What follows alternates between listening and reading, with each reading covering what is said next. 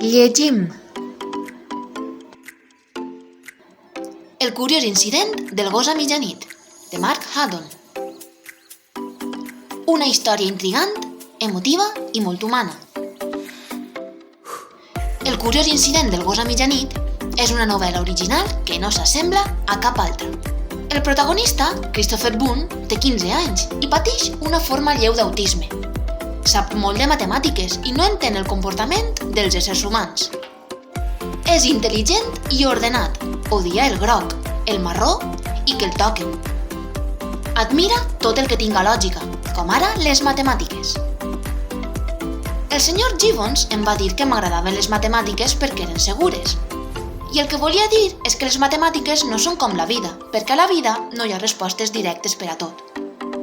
Christopher sempre s'ha mogut en el mateix entorn, però quan descobreix que algú ha matat el gos d'una veïna, decideix iniciar una investigació.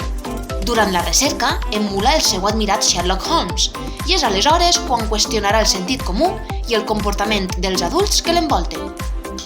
T'animes a llegir la novel·la? Avant! La pots trobar ací. Llegim.